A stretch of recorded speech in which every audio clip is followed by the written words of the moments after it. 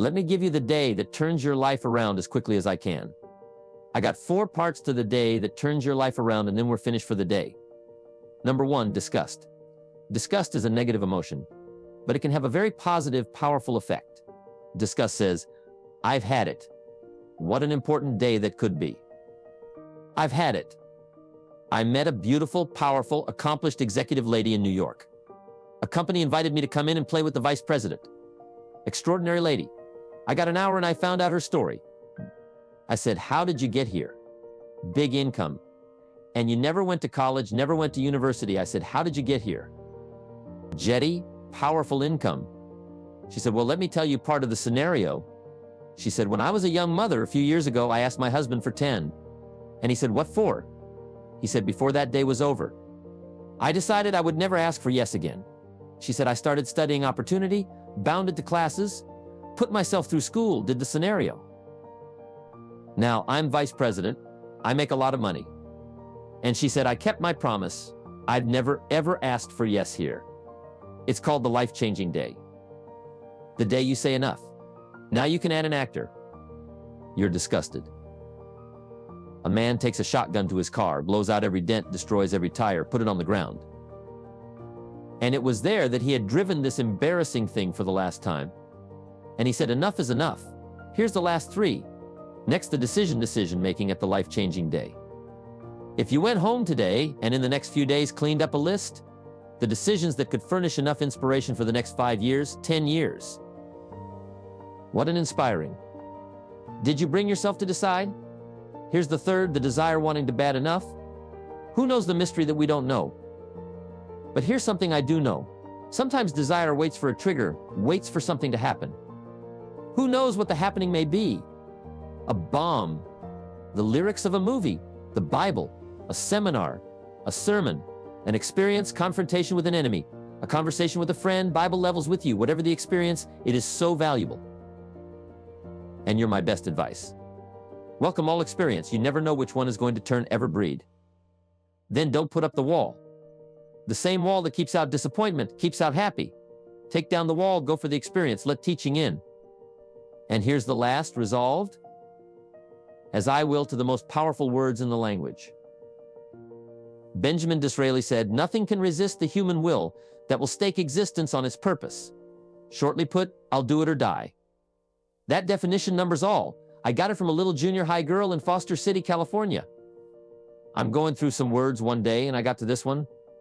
I asked it the kids who can tell me what resolving means. Some didn't know, some tried. Interesting, the laughter was the best. A little girl about hurled back.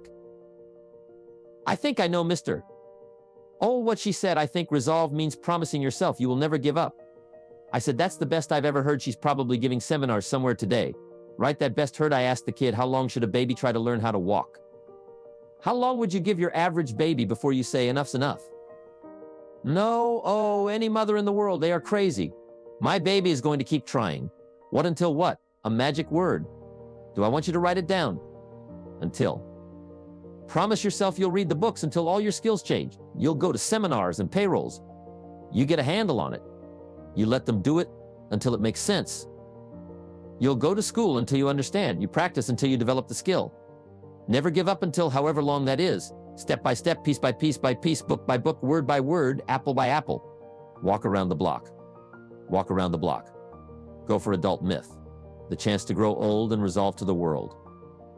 That you'll pay the price until you learn, change, grow, become. Then you'll discover some of life's death treasures when you pay that price. Understanding what you need to know and gathering that information is crucial for leading a good life. Let me tell you about some valuable advice I received from Mr. Shoaff back in the day. He stressed the importance of studying. That's the key word for making big changes in your life. He said, if you want to be successful, study success. If you want to be happy, study happiness. And if you want to be wealthy, study wealth. It seems like common sense, right? But you'd be surprised how few people actually take the time to do it. It's like a mystery why more folks don't make it a priority. Here's the thing. Ideas and information are like golden nuggets that can unlock a better future for you. If you feel like you're missing something in life, it's not because you don't have enough money or opportunities. It's because you haven't come across the right ideas yet. That's something I learned a long time ago, and it's proven to be true time and time again. Speaking of valuable advice, let me share something with you from the Bible. There's a saying in there that goes something like this: seek and ye shall find. So the trick is to actively search for the knowledge and insights that can change your life for the better. It's all about being proactive and curious. Now, when you do stumble upon a brilliant idea, don't just rely on your memory to hold on to it. Write it down, record it, make sure it's captured somewhere safe. That's why tools like journals and recording devices are so handy. They help you store and preserve those precious nuggets of wisdom. But let's talk about leaving a legacy for future generations. There are 3 things I believe are worth passing down: photographs, books, and journals. Photographs capture moments in time that can tell a story for generations to come. Books contain knowledge and wisdom that have shaped your thinking and values. And journals are like treasure troves of personal insights and reflections that offer a glimpse into your inner world. Don't forget the importance of reflection. Taking time to look back on your experiences and learn from them is like mining for gold in your own life. It's a chance to extract valuable lessons and insights that can guide you on your journey forward. So whether it's at the end of the day, week, month, or year, make it a habit to reflect on what you've learned and how you've grown. In summary, the path to a fulfilling and successful life. Life is paved with curiosity, study, reflection, and a commitment to passing on valuable knowledge to future generations. It's a journey worth embarking on, filled with endless opportunities for growth and discovery. When my dad was about to turn 76, I told him something interesting. I said, "Dad, can you imagine how cool it would be to take all the things you've learned in the last 75 years and use them to make your 76th year amazing?" Life isn't just about adding one more year. It's about using all the experiences from the past to make the future even better. Think about it. Every conversation you've had, every experience you've been through, they're all like pieces of a puzzle. When you reflect on them, you can learn from them and make each new conversation or experience even better. The more you learn from your past, the brighter your future can be. Most of us already know what we need to do to make our lives better. But the tricky part is figuring out how to use what we've learned to become the person we want to be. That's where being curious. You might not be able to do everything you find out, but it's important to learn as much as you can.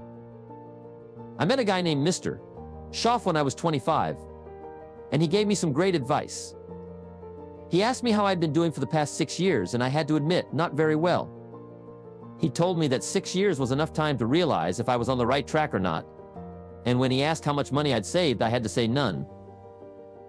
He made me realize that I needed to change my plan because it clearly wasn't working. Sometimes it can be tough to face our mistakes, but that's how we learn and grow. We can also learn a lot from other people's experiences, both the good and the bad. The Bible, for example, has stories that teach us what to do and what not to do. One of the best ways to learn from others is by reading books and listening to people who have achieved great things. Successful people are often keen readers because they understand the value of learning from others' experiences. So if you want to make the most of your life, keep learning and growing every day. Curiosity drives them to read because they just have to know. It's something they all have in common. Here's a good phrase: all leaders are readers. They also use cassette programs, especially while they're in the car or during other times when they can't read. Cassettes can help all of us easily pick up new ideas and skills. Did you know there are cassettes and books on how to be stronger, more decisive, a better speaker, a more effective leader, have a better effect on other people, become more loving, develop personality, get rich, develop influence, and become sophisticated? Yet people don't use them. How would you explain that?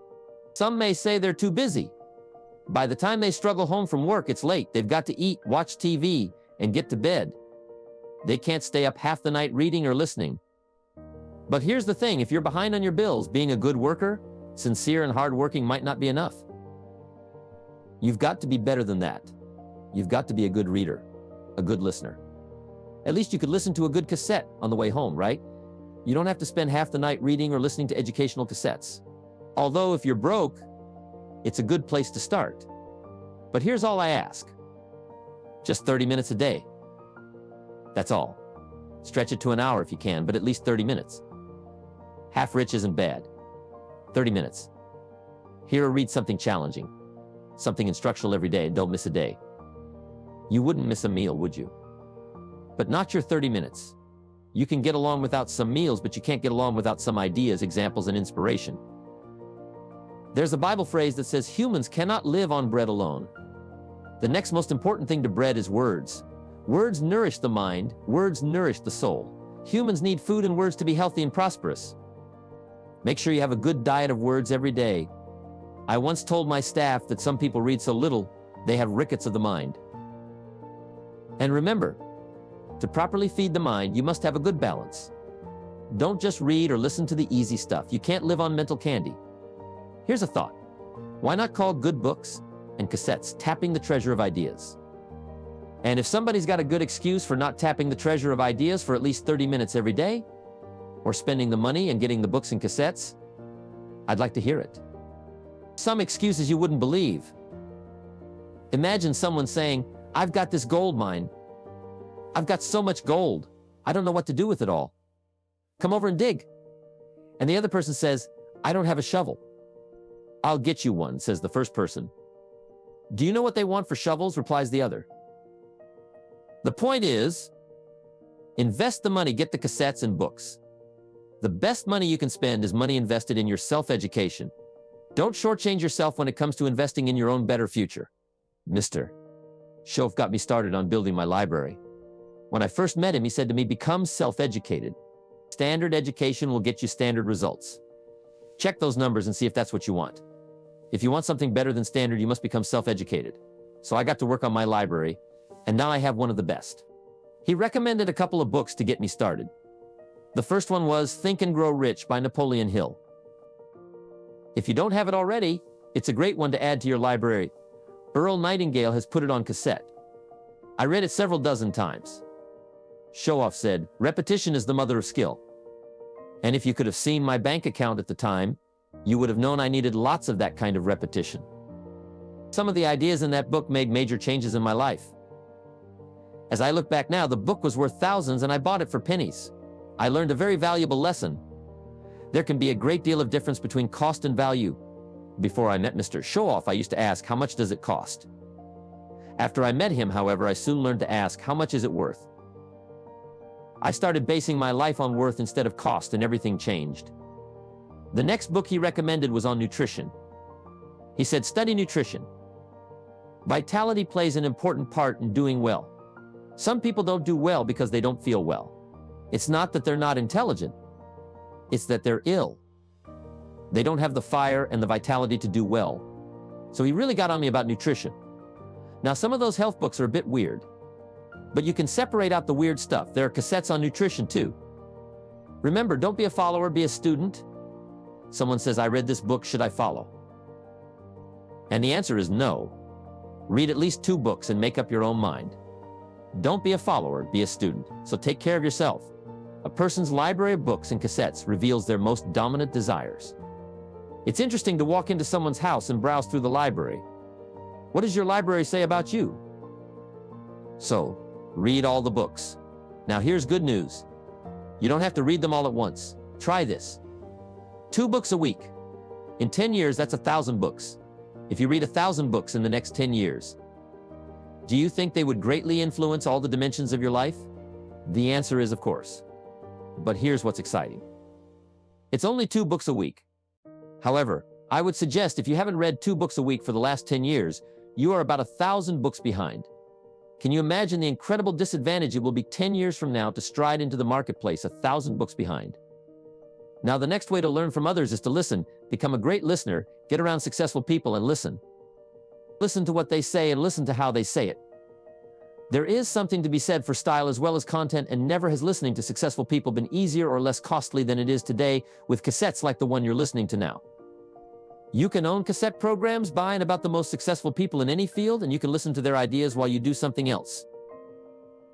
While driving your car, exercising, getting dressed in the morning, anytime. Listening to successful people can be a game changer. Take them out to dinner, ask questions, and most importantly, listen. Even if you need to spend some money on the meal, consider it an investment in your future. Poor people often miss out on this opportunity because they don't see the value in it. They might say, let him buy his own dinner. I'm not spending my money.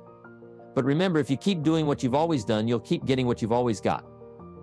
Observing successful people is another powerful way to learn. Success leaves clues, so pay attention to what they do. Watch how they shake hands, how they interact with others, and how they carry themselves. Successful people have certain habits and behaviors that you can learn from. Investing in your education is crucial. Set aside some money each month to buy books, attend seminars, and listen to lectures. Think of it as an educational fund for your mind and spirit. The money you spend on expanding your knowledge is a small price to pay for the unlimited potential it unlocks. Time is also a valuable investment.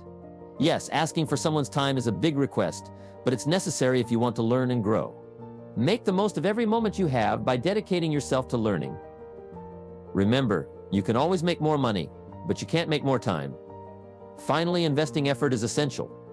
Casual listening won't cut it if you want to truly absorb and apply what you learn. You need to put in the effort to actively engage with the material and apply it to your life. This effort is like turning on the lights, opening the windows, and sharpening your focus. It's what turns your dreams into reality and leads to wealth and happiness. Remember that if you really want to do something, you'll find a way. If you don't, you'll find an excuse. There's no room for excuses, only action. Take that first step now and watch how your life transforms forever. Thank you for your listening.